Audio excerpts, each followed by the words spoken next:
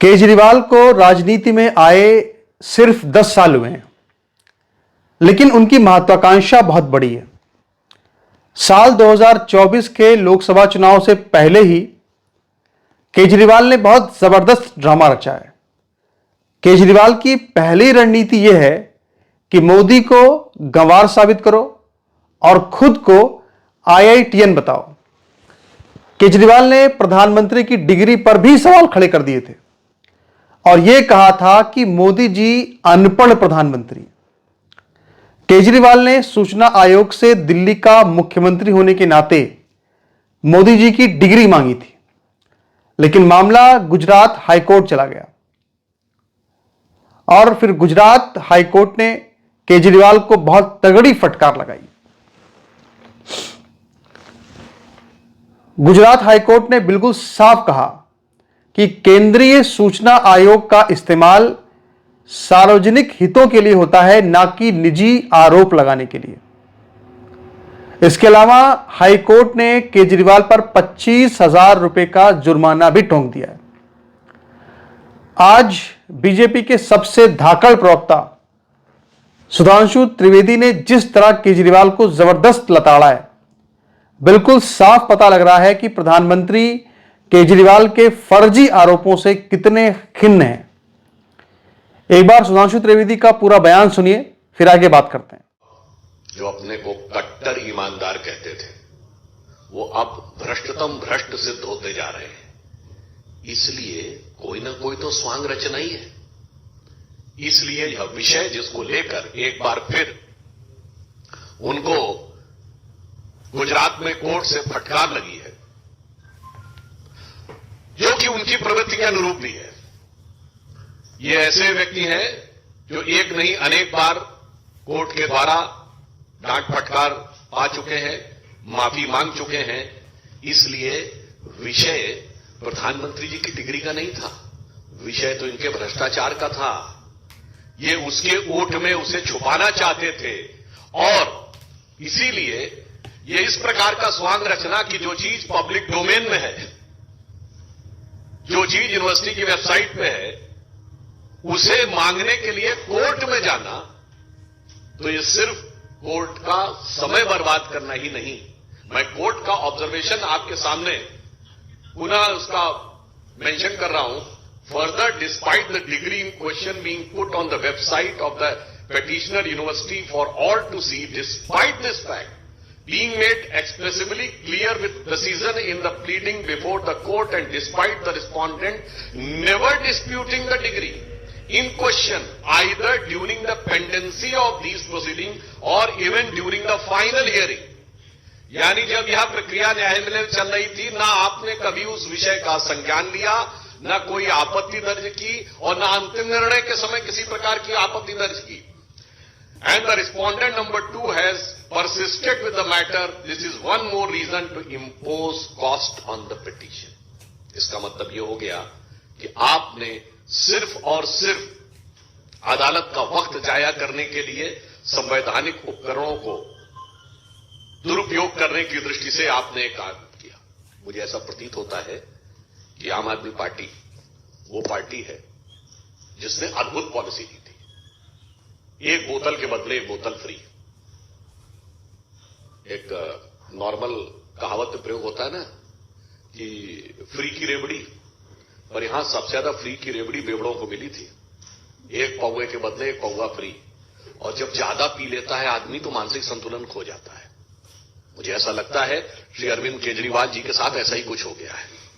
वो पूरी तरीके से विक्षिप्त हो गए हैं और पता नहीं क्या क्या उल्टा सीधा बोलते भी चले जा रहे हैं, निम्नता पे भी आ रहे हैं और कोर्ट से भी फटकार पा रहे हैं। मगर दो चीजें बहुत साफ होती जा रही हैं। जिस ढंग की उन्होंने भाषा का प्रयोग किया है, वो भारत की राजनीति में भाषा, शैली, भाव, भंगिमा, मैं तीनों चीजों की बात कर रहा हूं। वन होता है the words, the letters, the expression and your body language. ये जिस प्रकार की उन्होंने प्रयोग की है, ये निम्नतम स्तर की है। यानी मैं कह सकता हूं कि वो नैतिक दृष्टि से भ्रष्टतम और राजनैतिक दृष्टि से निम्नतम स्तर के ऊपर आ गए। मगर ऐसा नहीं है। पढ़ाई लिखाई की बात कर रहे हैं, पर ये बहुत चतुर और सयाने हैं। ये बात इसलिए मैं कह सकता हूं, ये पढ़े हैं पर लिखे नहीं हैं। मतलब आप समझ रहे हैं, किसी फाइल पे साइन नहीं करते, लिखते कुछ नहीं, कोई भी भाग नहीं रखते। सत्येंद्र जैन से साइन करवाएंगे, मनीष सिसोदिया साइन करेंगे, लिखेंगे नहीं, सिर्फ पढ़ेंगे। ये होती है चतुरता कि भ्रष्टाचार भी करवाएंगे, लिखेंगे नहीं, लिखवाएंगे दूसरे से ताकि निपटेगा दूसरा।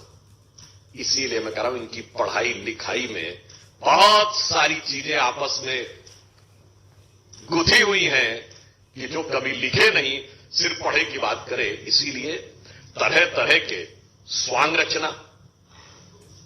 और ये तो ऐसे व्यक्ति हैं जिन्होंने अपने गुरु अन्ना जी के बारे में ही कह दिया तो उन्हें बरगलाया गया है। ये गुरु नहीं है, गुरु घंटाल है। ये स्वांग रचने वाले हैं। इनको क्या क्या संज्ञा दी जाए, नटवर लाल है। क्यों? यह बात मैं विनम्रता से और दृढ़ता से कहता हूं। कौन भूल सकता है कि वो पार्टी है जिसने खड़े होकर राजनीति में आने से पहले कहा था सारी संसद चोर है। ये वो पार्टी है जो टोपी लगा के आते थे कि मुझे चाहिए जन लोकपाल। कहां गई आज वो टोपी? जनता को पहना दी। चलिए, दिल्ली में कहते थे पूर्ण राज्य का दर्जा नहीं है, 1 साल हो गया पंजाब में, कहां है आपका वो जन लोकपाल? ये वो पार्टी है जिन्होंने गठन के अंदर सबसे जल्दी सत्ता में आए चंद महीनों में। मगर ये वो पार्टी है जिन्होंने कसम खाई थी। आपको याद हो, अगर पुरानी फिल्मों में कई बार होता था ना कि जो विलेन भी होता था वो भी जब कोई झूठ बोल रहा होता था तो उसके परिवार वाले अगर कहें कि फलां की कसम खाओ तो वो चुप हो जाता था। याद है ना आपको? मगर यहां तो कसम खा ली, पलट गए। वो वैगनार हरी बत्ती वाली कहीं नहीं दिखती। मैं बंगला नहीं लूंगा, ले लिया। सिक्योरिटी नहीं लूंगा, ले लिया। मैं विनम्रता से पूछना चाहता हूं, एक बिंदु बताइए जिसके ऊपर इन्होंने अपना स्टैंड कायम रखा। इसलिए हम लोगों इनके लिए इस प्रकार की बात कहते हैं कि ये बहुत ही बड़े स्वांग रचने वाले व्यक्तियों में से एक। अब मैं एक बात करना चाहता हूं, एजुकेशन और पढ़ाई लिखाई की बात करते हैं। ये वही व्यक्ति है ना, तो आईआईटी ग्रेजुएट हैं। याद करिए, जब देश में कोविड की सेकेंड लहर चरम पे थी, क्या बोले थे? ये वैक्सीन सारी कंपनियों को क्यों नहीं दे देते? सब बनाने वैक्सीन का फार्मूला देते, बोले थे कि नहीं? अरे मान्यवर, आप आईआईटी के पढ़े हुए हैं, वैक्सीन का फार्मूला कोई चूरन है जो सब बना लेंगे? सब बनाने के अधिकृत हैं। अगर ऐसा ही होता तो उसी समय में अमेरिका जैसे देश ने पैरासिटामोल भारत से आयात की है। पैरासिटामोल जैसी फंडामेंटल तो वो आराम से मंगा सकते थे। ये होता है बरगलाना। ये वो पार्टी है जिसने अप्रैल 2021 में आकर, पढ़े लिखे होने की बात करते हैं ना, ये कहा कि बच्चों का वैक्सीन हमने विदेश भेज दिया, जबकि अप्रैल 2021 तक भारत तो क्या दुनिया में बच्चों का कोई वैक्सीन नहीं बना था। और किस मुद्दे के ऊपर? क्योंकि मेयर्स कॉन्फ्रेंस में चीफ मिनिस्टर के रूप में जाना चाहते थे। ऐसा नहीं है, ये पढ़े लिखे, जरूरत से ज्यादा पढ़े लिखे हैं। जिसे हम लोगों की तरफ एक कहा जाता है ना कि कुछ लोग ऐसे होते हैं, ज्यादा पढ़ लिख जाएं तो वो प्रबुद्ध मूड हो जाते हैं। कहावत होते हैं ना, ज्यादा सयाना कौवा, आप अपने आप समझ सकते हैं। मैं किसी के प्रति शाब्दिक न लिया जाए, इसको मैं केवल इस दृष्टि से कह रहा हूं कि इसका अर्थ क्या है। बहुत समझदार हैं, बहुत चतुराई के साथ, बहुत चालाकी के साथ राजनीति को किस ढंग से निम्नता पर ले जाने का यह प्रयास कर रहे हैं। इस कारण से हम लोगों के मन में इस विषय पर आक्रोश है और हम साफ यह पूछना चाहते हैं कि केजरीवाल जी, आप इधर उधर की बात मत करिए। आप ये बताइए कि आप देश के इतिहास की पहली पार्टी है जिनके मंत्रियों ने जेल से रहकर सरकार चलाई है। 7 लोगों के मंत्रिमंडल में 2 लोग जेल में। और भिन्न भिन्न आरोपों में पिछले 8-10 वर्षों में कितने ही मंत्री इनके बर्खास्त हो जेल में जा चुके हैं। और उसके बाद जिस प्रकार के व्यक्तिगत आक्षेप की भाषा आप प्रयोग करते हैं प्रधानमंत्री श्री नरेंद्र मोदी जी के लिए, तो मैं यह पंक्ति कहना चाहूंगा उनके लिए कि ध्यान से सुनिए। बहुत बड़बोले आप होंगे मगर बड़बोलेपन से कुछ हासिल नहीं होने वाला। बहुत निम्नतम स्तर तक आ रहे हैं, ना उस निम्नता से कुछ हासिल होने वाला। बहुत निर्लज्जता आप दिखा रहे हैं, ना निर्लज्जता से कुछ हासिल होने वाला। रहीमदास का दोहा है, बड़े बड़ाई ना करें, बड़े न बोलें बोल, रहीमन हीरा कब कहे लाख टका मेरा मोल। तो जिसके अंदर श्रेष्ठता, विराटता और योग्यता होती है वो हीरे की तरह वैसे ही चमकता हुआ दिखाई पड़ता है, जैसे हमारे आदरणीय प्रधानमंत्री श्री नरेंद्र मोदी जी लोगों की आंख के आकर्षण बनके। और ये वो है, इनके लिए क्या युक्ति लागू होती है। संस्कृत का एक सुभाषित है, यस्य नास्ति स्वयं प्रज्ञा शास्त्रम तस्य करोति किम, लोचनाभ्याम विहीनस्य दर्पणम किम करिष्यति। इसका मतलब होता है, जो इन्होंने डिग्री की बात कही उसके ऊपर कहना चाहता हूं, जिसकी अपनी बुद्धि ना हो या बुद्धि कुंद हो गई हो, उसको कितना भी समझा दो समझ में नहीं आ सकता। वैसे ही जैसे जिसकी आंखें बंद हो या आंखें ना हो, कितना भी दर्पण दिखाइए उसे कुछ दिखाई नहीं पड़ सकता। तो केजरीवाल जी उस प्रकार के व्यक्ति हैं जो आंख बंद करके जो देखते को ही देखना नहीं चाहते, तो उसे कुछ नहीं दिखाया जा सकता।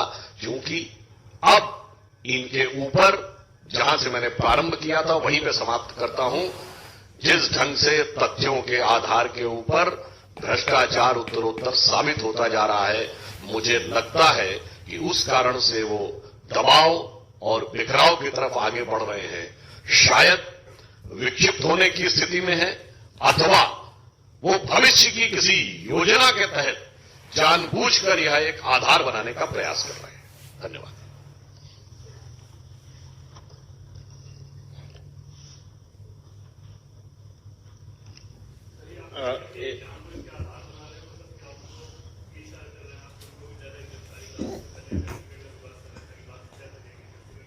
कई संभावनाएं हो सकती हैं, क्योंकि जिस प्रकार से जांच में उत्तरोत्तर चीजें सामने आ रही हैं, तो हो सकता है कि भाई जिसने किया होता है कुछ, तो उसे तो पता होता ना कि मैंने क्या किया है। जैसे जब परीक्षा का समय चूंकि चल रहा है, इसलिए याद दिलाना चाहता हूं कि जब फ्लाइंग स्क्वाड आता है सचल दस्ता निरीक्षण करने, तो जिस बच्चे ने अपने पास कुर्सी रखी हुई होती है उसे पता होता है, तो कई बार वो पहले से भी विलाप करना या प्रलाप करना शुरू कर सकता है, क्योंकि उसे पता होता है कि जब मेरी बारी आएगी तो मेरे बाद से वो पर्ची बरामद हो जाएगी।